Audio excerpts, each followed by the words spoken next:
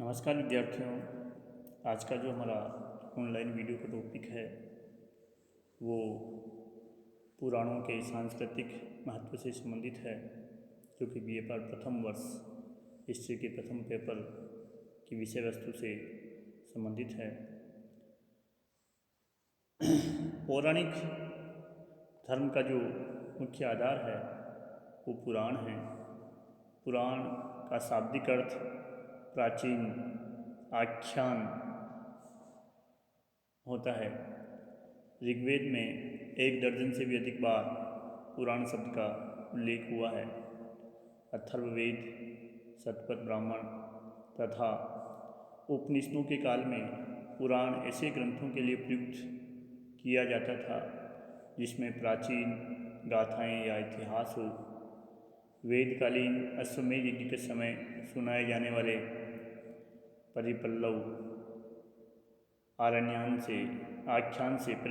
आख्यान से पुराण का उद्भव माना जाता है। इसलिए पुराणों का जो उद्गम स्थल है वो यज्ञ को माना गया। अथर्ववेद में चारों वेदों के बाद पुराण का उल्लेख हुआ है, जो कि किसी ग्रंथ का सूचक है, ग्रंथ का बोधक है। पुराणों के रचनाकार जो है वो लोमहर्ष या उनके पुत्र उग्रश्रवा माने गए हैं। 18 मुख्य पुराण माने गए हैं। पुराणों की रचना किसी एक समय न होकर के अलग अलग काल में हुई। 600 ईसा पूर्व से 500 ईसा पूर्व तक का काल सामान्यतः पुराणों की रचना का काल माना जाता है। अधिकांश पुराणों की रचना 3री-4वीं शताब्दी ईस्वी में की गई थी। सर्वप्रथम पारजिटर ने इन पुराणों के ऐतिहासिक महत्व की ओर ध्यान आकृष्ट किया है। वायु पुराण और मत्स्य पुराण जो है उसमें विशेष रूप से ऐतिहासिक सामग्री हमें प्राप्त होती है।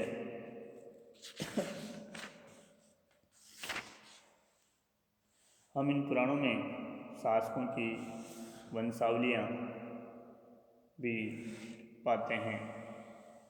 पुराणों में प्राचीन ज्ञान विज्ञान, पशु पक्षी, वनस्पति विज्ञान, आयुर्वेद इत्यादि सभी ज्ञान का समावेश हमें प्राप्त होता है। एक प्रकार से हम कहें कि पुराण जो है ज्ञान के विश्वकोश है तो अतिशयोक्ति नहीं होगी। अमरकोश में पुराणों के 5 विषय बताए गए हैं। स्वर्ग यानी जगत की सृष्टि किस प्रकार हुई, प्रतिसर्ग यानी सृष्टि का विस्तार, सृष्टि का विनाश और पुनः इसकी सृष्टि किस प्रकार हुई, इसका उल्लेख है। वंश में प्रसिद्ध ऋषियों तथा देवताओं की वंशावली मिलती है। मनवंतर में अलग अलग कालों में घटित प्रसिद्ध घटनाओं का उल्लेख मिलता है और वंशानुचरित में प्रसिद्ध राजवंशों का इतिहास हमें प्राप्त होता है। परीक्षित से लेकर नंदवंश तथा मौर्य, शुंग, सातवाहन, गुप्त आदि राजवंशों का इतिहास हमें न्यूनाधिक रूप से पुराणों में 5 प्राप्त होता है।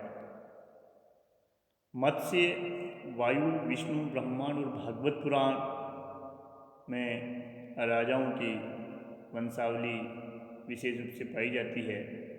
इनमें मत्स्य पुराण सबसे अधिक प्राचीन एवं प्रामाणिक माना जाता है। प्रमुख पुराण 8 है, जिसमें मत्स्य पुराण में विष्णु के मत्स्यावतार का उल्लेख है।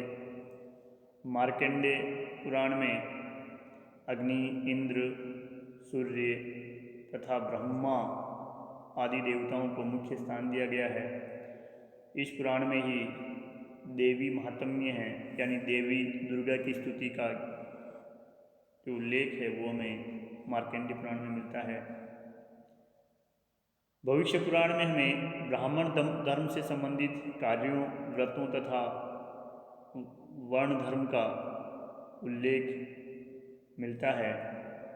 भागवत पुराण सर्वाधिक लोकप्रिय पुराण है। इसे वैष्णव धर्म का पंचम वेद माना जाता है।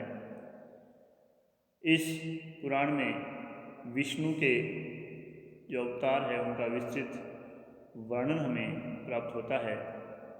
भागवत पुराण के 10वें स्कंद में हमें श्री कृष्ण की विभिन्न लीलाओं का उल्लेख मिलता है। ब्रह्मांड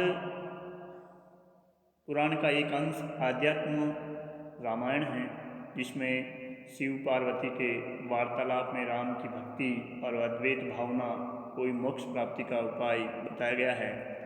इसी की कुछ झलक हमें तुलसीदास कृत रामचरितमानस में भी दिखाई देती है, जहाँ शिव पार्वती राम की महिमा के संबंध में वार्तालाप करते हैं। ब्रह्मवर्त पुराण में कृष्ण प्रधान देवता है। इस पुराण में गणेश को भी कृष्ण का अवतार बताया गया है। ब्रह्म पुराण ये सबसे प्राचीन पुराण है, जिस कारण से आदि पुराण भी कहा जाता है। इसमें उड़ीसा के पवित्र तीर्थ स्थलों का उल्लेख हमें मिलता है। इस पुराण में सूर्य और शिव को अभेद बताया गया है। वामन पुराण में विष्णु के वामन अवतार का उल्लेख है। वाराह पुराण में विष्णु के वाराह अवतार का उल्लेख है। विष्णु पुराण में विष्णु के विविध अवतारों और उनकी उपासना, मौर्य राजाओं की वंशावली इत्यादि हमें प्राप्त होती है।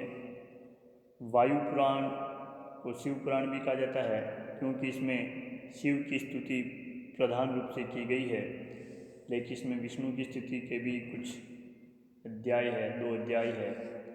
अग्नि पुराण प्राचीन भारतीय साहित्य एवं संस्कृति के अद्भुत विश्वकोश के रूप में जाना जाता है। काव्यशास्त्र, नाट्यशास्त्र, अर्थशास्त्र, दर्शन, व्याकरण, ज्योतिष, आयुर्वेद, धनुर्वेद, कर्मकांड आदि का उल्लेख हमें इस अग्नि पुराण से प्राप्त होता है। नारद पुराण में विष्णु की महिमा एवं विष्णु की भक्ति की महिमा का वर्णन हमें प्राप्त होता है। इस पुराण में वर्णाश्रम, धर्म, श्राद्ध, प्रायश्चित इत्यादि विषयों का उल्लेख भी प्राप्त होता है। पद्म पुराण, इस पुराण में ब्रह्मा, विष्णु, महेश आदि को त्रिदेव के रूप में प्रतिपादित किया गया है। इस पुराण के 5 खंड है: सृष्टि, भूमि, स्वर्ग, पाताल और उत्तरखंड। लिंग पुराण यह कर्मकांड प्रधान पुराण है। इस पुराण में शिव के 28 अवतारों का वर्णन है। शिव पूजा यानी लिंग पूजा का इसमें विशेष रूप से प्रतिपादन किया गया है। गरुड़ पुराण यह भी वैष्णव पुराण है। इस पुराण के उत्तरखंड को प्रेत कल्प कहा जाता है, जिसमें मृत्यु, आत्मा, कर्म, पुनर्जन्म, मुक्ति, यम मार्ग, मृतक के निमित्त क्रियाकलाप आदि का वर्णन मिलता है। हम देखते हैं जिस किसी व्यक्ति की मृत्यु हो जाती है तो उसके 12 दिनों में लोग गरुड़ पुराण सुनते हैं और सुनाते हैं, ताकि उस व्यक्ति की आत्मा को शांति प्राप्त हो। कूर्म पुराण, इस पुराण में विष्णु के कूर्मावतार का उल्लेख है। स्कंद पुराण यह सबसे बड़ा पुराण है, जिसमें 6 संहिताएं और 81,000 श्लोक है। इसमें शिव भक्ति, योग, सेव, आख्यान, सूर्यदेव वर्णन, विष्णु का रामावतार, वर्णाश्रम धर्म इत्यादि वर्णित है। तो इस प्रकार ये मुख्य रूप से 18 पुराण थे। इसके अतिरिक्त 18 उप पुराणों का उल्लेख भी हमें मिलता है, जिसमें सनत कुमार, नारसिंह, स्कंद, शिव, धर्म, आश्चर्य, नारदीय, कांपिल, वामन, ओशनस, ब्रह्मांड, वारुण, कालिका, माहेश्वर, साम, सूर, पाराशर, मारीच तथा भार्गव। पुराणों के सांस्कृतिक महत्व की हम यदि बात करें तो पुराण वेदों के गंभीर मर्म को, ब्राह्मण ग्रंथों की जटिल यज्ञ विधियों को और उपनिषदों के तत्व चिंतन को अनेक आख्यानों और उपाख्यानों द्वारा जनसाधारण तक पहुंचाते हैं।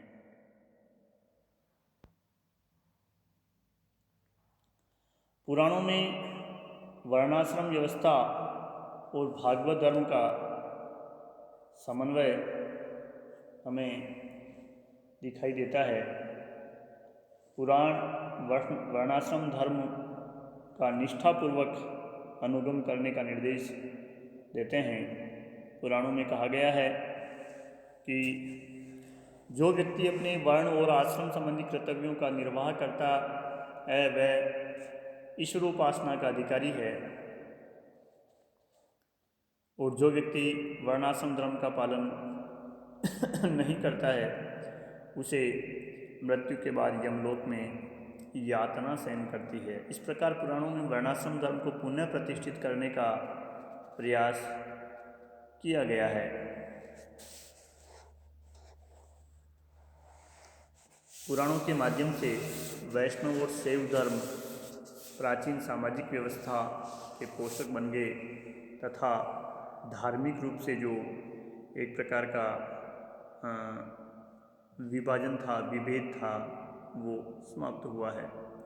पुराणों में वैदिक विचारों का निवेशन हमें मिलता है। पुराण यत्र तत्र अपने को वेदों से भी श्रेष्ठ बताने का प्रयास करते हैं और अपने प्रभाव को बताते हैं, लेकिन ये भी उपनिषदों की भांति वेदों के प्रति मनोवृत्ति रखते हैं। वे वेदों को प्रामाणिक मानते हैं और कई बार अपने वैदिक मंत्रों का प्रयोग करते हैं। पुराणों में अनेक वैदिक आख्यानों और मान्यताओं को नवीन एवं विस्तृत रूप में उल्लेखित किया गया है। वेद की अग्निचयन विद्या मत्स्य पुराण का कुमार जन्म वृतांत बन गया। वेद की चित्र शिशु विद्या शतपथ ब्राह्मण में अग्नि रूप विद्या जिसे कहा गया है वो मार्कंडेय पुराण के रौद्र सर्ग की अष्टमूर्ति विद्या के साथ जोड़ दी गई है। यानी वेदों के जो अनेक अपन कहें आख्यान थे, उपाख्यान थे, वो पुराणों में भी समाहित कर लिए गए हैं अन्य नाम से। पुराणों में जो देवासुर विद्या, सोम विद्या, सावित्री विद्या, पितृ विद्या, पशु विद्या इत्यादि का जो हमें उल्लेख मिलता है, इन विद्याओं के अलावा पुराणों में वैदिक मंत्रों को भी एक प्रकार से विस्तृत रूप देकर के अपने अंदर समाहित किया गया है। पुराणों में निवृत्ति और प्रवृत्ति मार्ग का अच्छा संगम हमें मिलता है। पुराणों में मोक्ष और कर्म के साथ साथ प्रवृत्ति और निवृत्ति मार्ग का विश्लेषण भी उल्लेखित है। दोनों प्रवृत्तियाँ एक प्रकार से समन्वय स्थापित करती हुई हमें दिखाई देती है। व्यक्ति अपने निर्धारित कर्म को करता हुआ वर्णाश्रम धर्म के माध्यम से अपने कर्तव्यों को पूरा करता था। पुराण मानते हैं कि मानव इस जगत में रहकर वृत्ति से वशीभूत होता है, जिसके कारण उसे अपने जीवन काल के प्रारंभ से लेकर अंत तक अनेक कर्तव्यों का पालन करना पड़ता है। और मनुष्य के ये कर्तव्य अच्छे भी होते हैं और बुरे भी। मानव अपने साधारण धर्म व स्वधर्म पर आचरण करते हुए अपने कर्म व कर्तव्य करता था, और उसके पीछे उसका यही उद्देश्य होता था कि वह इस जीवन में तो सुख प्राप्त करे, यानी प्रवृत्ति मार्गी। भौतिक सुखों की जो प्राप्ति है उसे हम प्रवृत्ति मार्ग या प्रवृत्ति मार्गी कहते हैं, सुख प्राप्त करे। लेकिन सार्वजनिक और सार्वभौमिक जीवन में वह अहिंसा, क्षमा, सम, दम, दया, दान, सोच, सत्य, तप, ज्ञान इत्यादि के द्वारा इत्यादि का पालन करते हुए वह निवृत्ति मार्ग यानी परलोक की ओर अग्रसर हो, ऐसा हमें पुराण बताते हैं।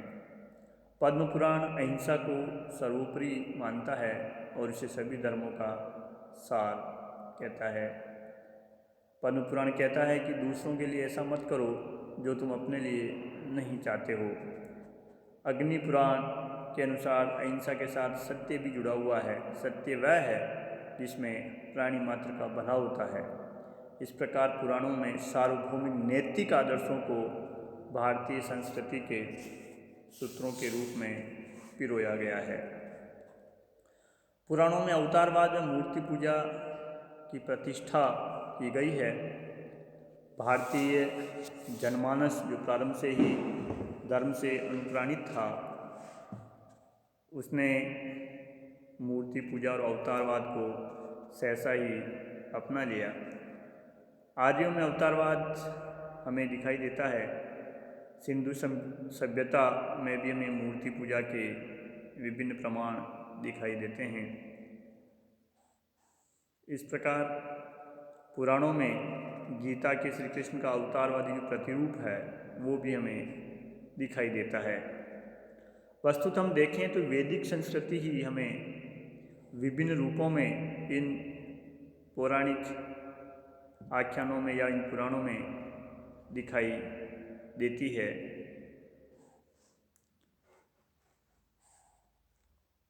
इस प्रकार पुराणों में धार्मिक और सांस्कृतिक समन्वय का एक प्रकार से अच्छा निवेशन किया गया है। पुराणों द्वारा जो भारतीय संस्कृति का उफान उत्पन्न हुआ वो भारत और भारत के बाहर भी विशेष तौर से दक्षिण पूर्वी एशिया में फैला, जिसे हम वृत्त भारत के नाम से जानते हैं। भारतीय संस्कृति के इस प्रसार के पीछे भक्ति, ज्ञान और कर्म, धर्म, अर्थ, काम, मोक्ष, योग, अनासक्ति, लोक संग्रह को व्यावहारिक जीवन में संतुलित और संग्रहित करने की अपूर्व शक्ति इत्यादि इसके कारण हैं। पुराणों में साम्राज्यवादी विस्तार, औपनिवेशिक आधिपत्य और आर्थिक शोषण हमें नहीं मिलता है। यही कारण है कि पौराणिक संस्कृति में राजनीतिक उद्देश्य, कूटनीतिक षड्यंत्र और सामरिक अत्याचार या युद्ध के समय किया गया अत्याचार इसको निंदनीय बताया गया है। तो पुराणों ने हमारी भारतीय संस्कृति को एक प्रकार से कहें प्रसारित करने के साथ साथ ही उसको षड्यंत्रों, अत्याचारों से मुक्त रखा।